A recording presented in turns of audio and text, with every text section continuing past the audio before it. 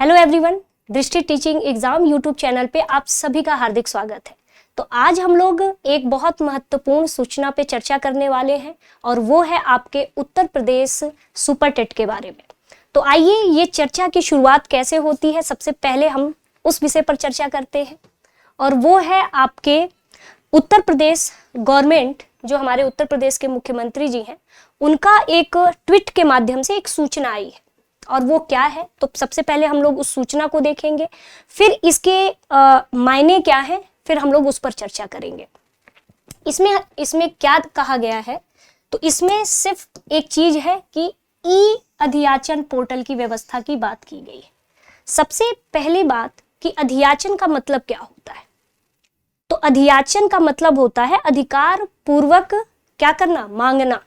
यानी कि ये एक ऐसा पोर्टल है, और वो भी कैसा है, ई पोर्टल है, जिसके माध्यम से ये एक ऐसी व्यवस्था की गई है जिसका उपयोग करके जो भी विभाग में भर्ती की जानी है, अब वो विभाग हो सकता है कि वो माध्यमिक विभागों में भर्ती की जानी हो, या फिर उच्च माध्यमिक में भर्ती की जानी हो, या हो सकता है कि प्राथमिक में भर्ती की जानी हो, या हो सकता है कि आपके उच्च प्राथमिक में भर्ती की जानी हो।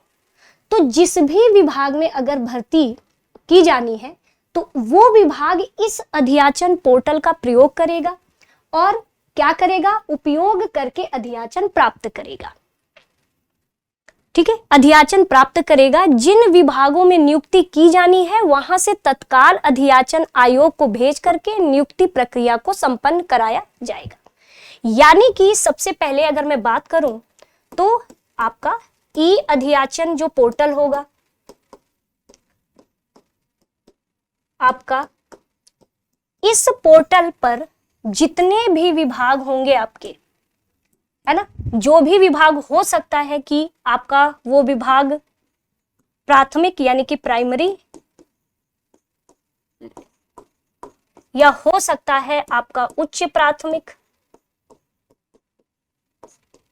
हो सकता है आपका माध्यमिक, और हो सकता है आपका उच्च माध्यमिक,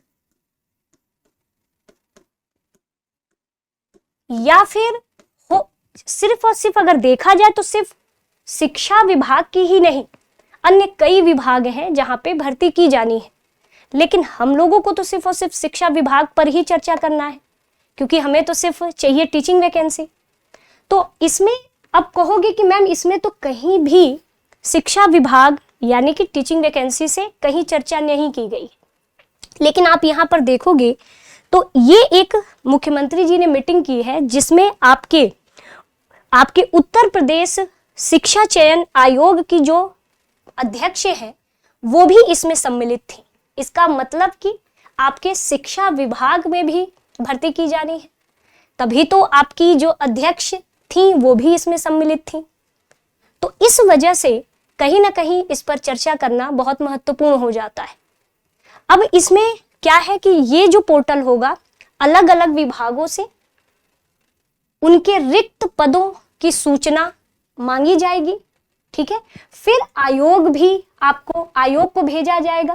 भाई हर आयोग कोई ना कोई एग्जाम कराता है, जैसे कि अगर देखा जाए तो आपका यूपीपीएससी आयोग है जो आपका एलटी ग्रेड की परीक्षा कराती है, और जबकि उत्तर प्रदेश शिक्षा चयन आयोग है वो आपकी जो है यूपी टेट का भी एग्जाम कराएगा और उत्तर प्रदेश की प्राथमिक भर्ती भी कराएगा, जिसे सुपर टेट के नाम से आप जानते थे।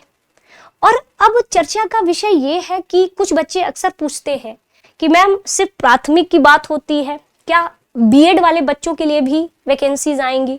तो बेशक अगर बीएड को प्राथमिक लेवल से हटाया गया है तो कहीं ना कहीं भर्ती 2 लेवल पे आनी चाहिए, लेवल फर्स्ट और लेवल सेकंड, दोनों स्तरों में आपकी भर्ती आनी चाहिए। तो कहीं ना कहीं सुपर टेट होगा तो जूनियर एडेड के लिए भी होगा और प्राथमिक के लिए होगा, यानी भर्ती जो आएगी वो आपकी दोनों स्तरों में आएगी। ठीक है, तो चलिए, तो इसी वजह से यहाँ पर ये आपकी जो अध्यक्ष, माननीय अध्यक्ष जी हैं, इसमें सम्मिलित थी। इसका मतलब कि कहीं ना कहीं जो है शिक्षा विभाग में भी भर्ती की पूरी जो है प्रक्रिया होनी है। ठीक, अगर देखा जाए तो अगर अधियाचन जब आपका पूरे विभाग से आ जाएगा, फिर आयोग भी जान जाएगा कि भाई किस किस विभाग में कितने कितने पद आपके खाली हैं।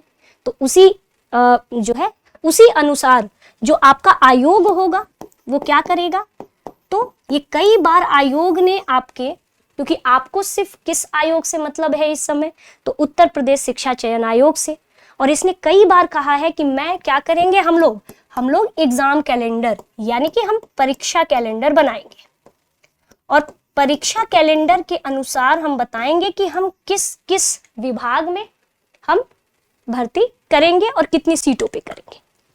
और साथ ही साथ यहाँ पर एक चीज और है कि किसी विभाग की तरफ से भर्ती प्रक्रिया को लेकर पेंडेंसी ना हो। आप जानते हो कि टीजीटी पीजीटी की एग्जाम डेट अब तक नहीं आई है। जूनियर एडेड की एक परीक्षा हुई थी 2021 में, उसकी भी पेंडेंसी है, और कई ऐसे हैं आपकी नियुक्तियां जो कि अभी पेंडिंग है। तो माननीय मुख्यमंत्री जी ने यह भी कहा है कि जितनी भी पेंडिंग है इसे भी जल्दी से जल्दी जो है पूरी किया जाए, इसकी भी प्रक्रिया पूरी की जाए। हर हाल में समय सीमा के अंदर सुचारू रूप से सभी प्रक्रिया संपन्न किए जाए। तो इस ट्वीट के और पहली बार ऐसा है कि 4 बार शिक्षक भर्ती को लेकर के मुख्यमंत्री जी ने बात कही है, 3 बार सभाओं में और 1 बार तो पूरा इन्होंने पूरी मीटिंग ली है और इसके बाद इन्होंने सीधे ट्वीट करके चीजों को बताया है। तो आपको क्या करना है इसमें, तो देखिए जो बीएड वाले बच्चे हैं वो अपनी जूनियर लेवल की जो तैयारी है, उच्च प्राथमिक स्तर की तैयारी वो शुरू कर दे, क्योंकि जब भी इनका एक ऐसा रिकॉर्ड रहा है कि जब भी भर्ती आई है समय बहुत कम मिला है, और जितना हो सके आप पढ़ाई करिए, क्योंकि परीक्षाओं के जो स्तर हैं वो बहुत बदल रहे हैं। परीक्षा पूछने का तरीका, परीक्षा में प्रश्न पूछने का तरीका भी बहुत तेजी से बदल रहा है। तो आप हमेशा उस पैटर्न के अनुरूप अपनी तैयारी अभी से शुरू कर दीजिए, क्योंकि जो पहले का सब पैटर्न था अब चीजें बदल चुकी हैं और अब नए तरीके से आप अपनी तैयारी शुरू कर दें। और भर्ती में थोड़ी सी देरी जरूर है, लेकिन कहते हैं ना कि आराम से पढ़ाई आप करते रहिए और जब भर्ती आएगी तो आपको अपने 1 सीट पक्के करने हैं। ठीक है, तो चलते हैं स्टूडेंट्स, आज के लिए इतना ही।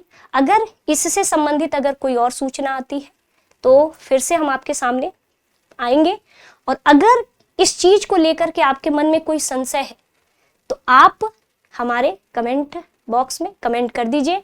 और यह जरूर मैं आपसे कहती हूँ कि अगर आपका कोई ऐसा होगा कि मुझे लगता है कि हाँ ये बच्चा परेशान है और इसके बारे में मुझे जो है बताना चाहिए, तो हम उसका जरूर एक वीडियो के माध्यम से हम फिर से आपके उस समस्या का समाधान लेकर के आएंगे।